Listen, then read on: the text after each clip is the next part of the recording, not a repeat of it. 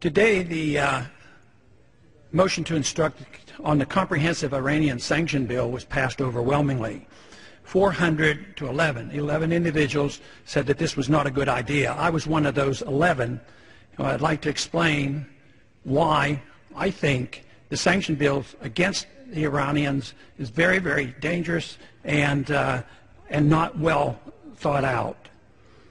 Sanctions are very serious. Sanctions are literally an act of war. When you prevent certain goods and services going into a country, it's like a blockade.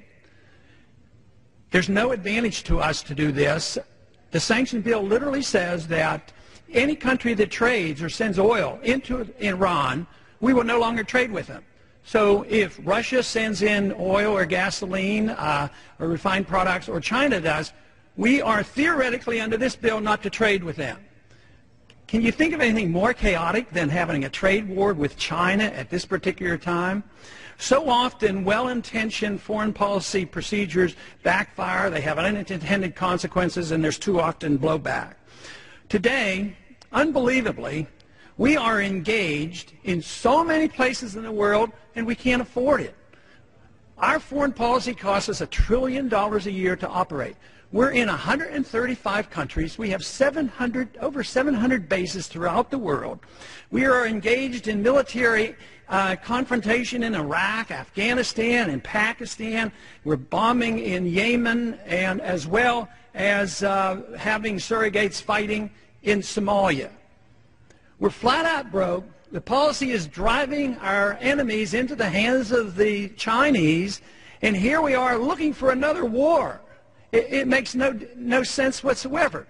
The conversation today was nothing more than war propaganda on why we have to get ready to bomb the Iranians. There is no proof, according to our CIA, that they're actually working on a nuclear weapon. Now, I'm sure they would like to. Why not?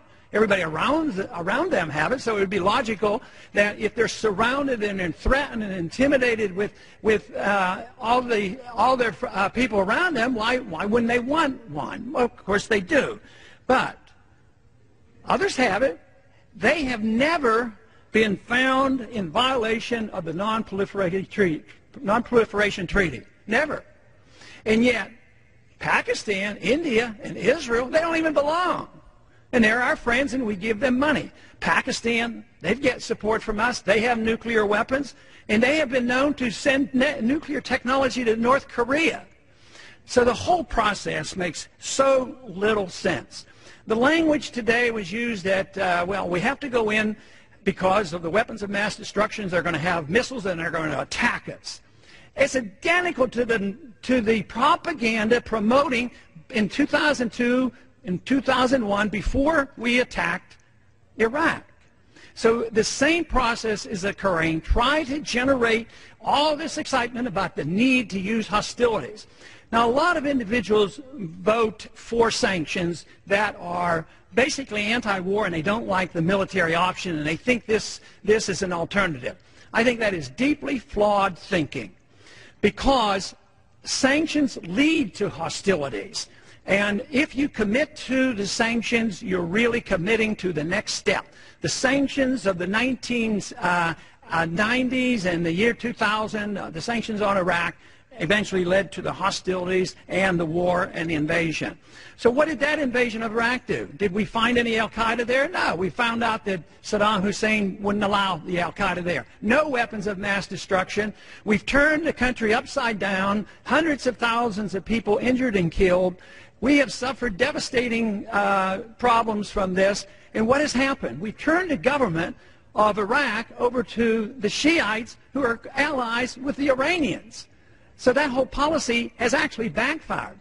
So now what we're doing to the Iranians is driving them into the pockets of the Chinese. The Chinese are pretty good capitalists these days. They work hard, they produce, they sell us certain goods and services. We pay them, they save their money, and they're starting to invest. So they're investing around the world in natural resources. And what are we doing?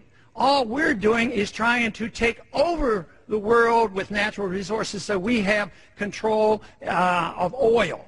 This is a mercantilistic idea. It's ancient, and it takes you back to almost colonial times. So this, I think, shows that our policies are deeply flawed. I sure would have wished this vote would have come out differently, and I warn, this was a very dangerous vote.